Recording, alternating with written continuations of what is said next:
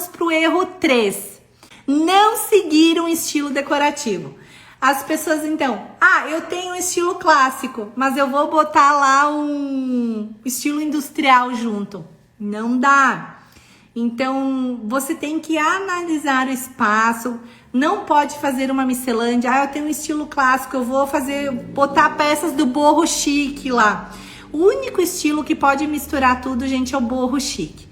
Então, é estilo que ele é meio ripongo, né? Eu sempre digo, você pode misturar todos os estilos nele, porque ele é um estilo que ele pode ter essa variação, essa mistura de tecidos, de cores, de texturas, de estampas. Ele justamente é um estilo que você pode misturar artesanato, tudo que você quiser nele. Os outros estilos você tem que ter um pouquinho mais de cuidado. Então as pessoas erram muito. Elas não conseguem identificar o estilo da casa delas e saem comprando coisas e colocando lá. Mas esse objeto aqui eu achei bonitinho, eu vou colocar lá no meu espaço. Eu gostei disso, né? Eu vou levar para casa. Mas você tem como começar a fazer essa reflexão. Mas será que esse objeto, ele comporta no estilo de decoração que eu tenho na minha sala? Então, essas análises que você tem que começar a fazer, a refletir, para não errar. Porque você vai estar comprando, né, os objetos decorativos e você vai gastar de novo 2 vezes porque você não fez essa análise. Então, aí 5 soluções, dicas, né, para vocês não errarem. Então, quando você for fazer a composição, siga um estilo. Dentro daquele estilo, você pode fazer variações, mas você tem que realmente fazer leituras, adquirir conhecimento para ver o que você pode estar misturando dentro daquele estilo ou não. Então, quando você for comprar, a dica 2 que eu dou para vocês realmente use peças que deixem o ambiente lindo, harmônico. Não precisa sobrecarregar o espaço, né? As pessoas usam muito, assim, enchem demais o espaço. Então, ele tem que ficar leve, suave, tranquilo. Quando você entra naquele ambiente, você tem que sentir bem-estar, aconchegado. Sabe aquele ambiente que te abraça? Que você entra, você sente aquele aconchego, aquele conforto. É assim que ele tem que ficar, né? A não ser pessoas que gostam do estilo maximalista, que daí você vai deixar o ambiente mais cheio, mais sobrecarregado, mas é um estilo decorativo. Então, ele vai ficar cheio, mas ele vai ficar bonito, porque você vai fazer uma decoração maximalista.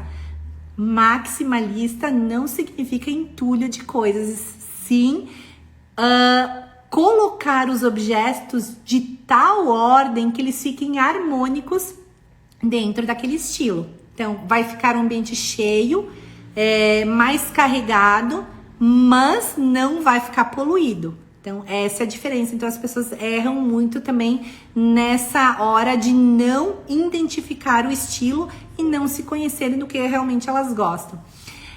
Gente, quando vocês vão pensar em usar os objetos decorativos dentro do estilo ou móveis, procurem também usar peças que sejam funcionais. Vou dar um exemplo aqui. Eu tenho assim um baú. O baú, um cesto, um puff. Um puff pode ser usado para armazenar objetos dentro, mantas, objetos.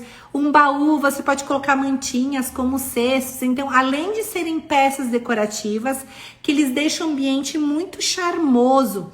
Eu acho um charme, gente, usar um baú, principalmente aquele cesto, principalmente você tem uma sala com lareira, para colocar mantinhas, para colocar as lenhas ao lado da lareira. Então, além de serem peças decorativas, elas são funcionais. Dei 2 exemplos aqui, mas tem infinitas possibilidades de peças que você pode estar usando aí nessa sala e que elas têm essa função. As caixas livros, quando eu mostro para vocês, elas são decorativas e elas são funcionais, porque você pode estar colocando controle remoto, fotos que você queira deixar aí à mostra, então você pode guardar objetos dentro, chaves, enfim, elas servem para outras finalidades também. São exemplos assim, mas tem vários outros exemplos que eu poderia estar dando aqui para vocês. A dica 4, então evite usar por exemplo assim, eu quero montar um cantinho de viagem. O que as pessoas fazem? Elas vão comprando coisas, gente, elas vão colocando tudo naquele espaço. Então, aquele espaço que é destinado para as viagens ou para as memórias afetivas fica sobrecarregado. Não faça isso, gente. Selecione peças que realmente elas são significativas, que elas te tocam o coração. Essa peça aqui é daquela viagem tal. Não compre em excesso, não compre por comprar. Quando você vai viajar, você gostou de uma peça, analise. Será que essa peça vai ficar bem no meu ambiente? Será que eu vou gostar? Eu quero comprar uma lembrança de viagem. Mas então, gente, compre uma lembrança que ela realmente te toque o coração. Não compre aleatoriamente. Que ela converse aí, que ela realmente faça sentido para você colocar aí na decoração da sua casa, tá? Isso sim é memória afetiva. E por último, e não menos importante, sempre quando vocês forem pensar em decorar, pensem que o menos é mais. Então, vocês nunca vão errar aí na hora de comprar os objetos e o de compor, né? Então, pensem nessa máxima. Talvez ambientes minimalistas, né? Que não sobrecarreguem. Então, tem esse cuidado aí. Vamos para o quarto erro. Não exagerar nos objetos decorativos. Então aqui sim a gente vai para aquele erro que as pessoas elas sobrecarregam o espaço. Então, como eu falei anteriormente,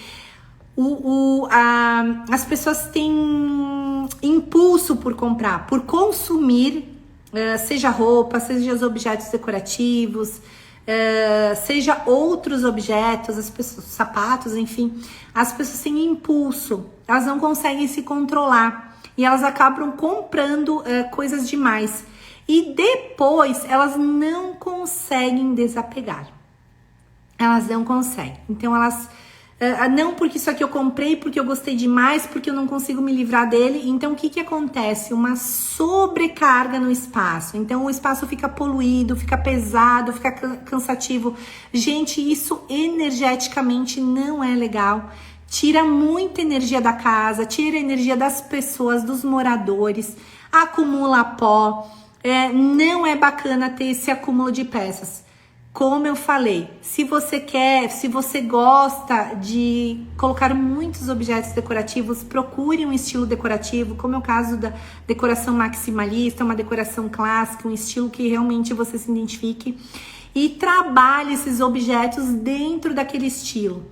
Não fique comprando impulsivamente, compulsoriamente, para preencher aí a casa e poluir demais. Isso não é legal, não é legal para a saúde da casa. Então, eu falo muito isso também no meu curso.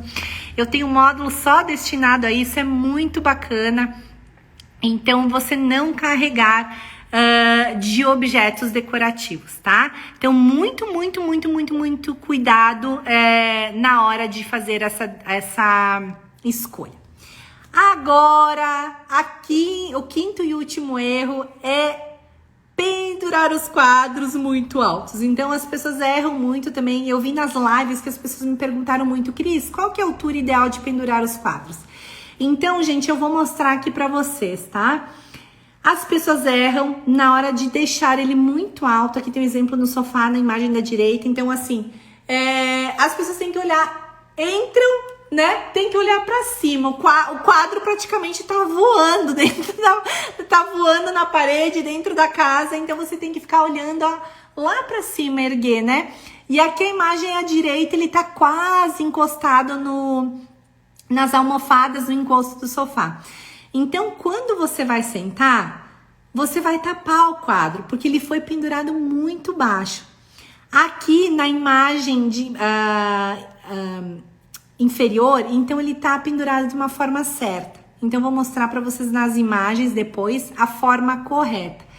O ideal sempre, quando ele tá num sofá, é ter uma altura de 30 centímetros do encosto, tá? Então, tudo depende também se o quadro ele não for muito alto. Então, se ele tem aqui, esse quadro, assim, mais ou menos, ele deve ter uns 70, uns 80 de altura. Assim, visualmente olhando, então ele tem um tamanho ótimo. Percebam que ele ficou num espaço muito harmônico, ele ficou equilibrado. Ele não é maior que o sofá, Muito cuidado também, gente, quando vocês forem comprar e o quadro é muito maior. Não tem que passar o tamanho do sofá, tá? Não fica legal. O quadro vai chamar mais atenção que o sofá. Vocês vão acabar tirando. Comprou um sofá maravilhoso, lindo, e o quadro ultrapassou. Ele vai tirar toda a beleza daquele sofá lindo, maravilhoso que você comprou. Então, as coisas têm que ter um equilíbrio. Então, sempre o ideal é escolher um quadro que ele seja menor que o sofá, tá bom, gente? E eu vou mostrar aqui agora uma imagem para vocês.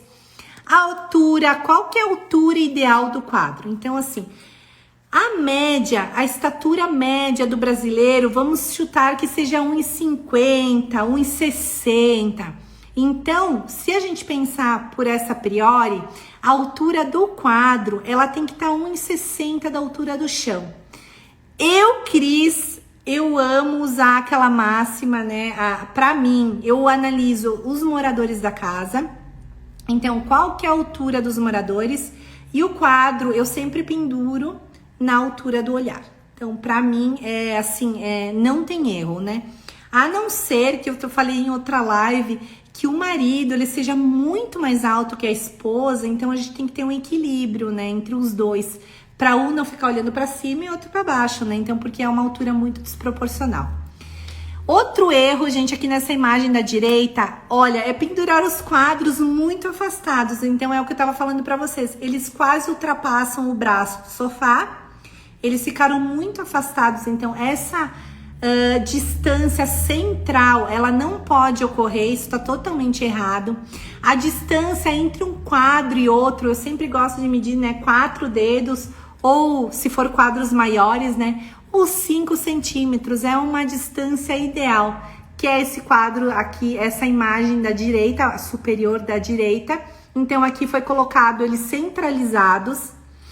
Percebam, a linha central deles, então eles são de tamanhos totalmente diferentes, um na horizontal, outro na vertical. Porém, o centro dele seguiu essa máxima, né, altura de... Aqui, gente, por hoje, tá? Muita gratidão por vocês estarem aqui comigo. E na semana que vem tem mais dicas especiais para vocês. Então, toda quinta-feira tem live aqui para vocês adquirirem esse conhecimento e vocês conseguirem aplicar aí na casa de vocês. Um beijo grande, gente, boa noite!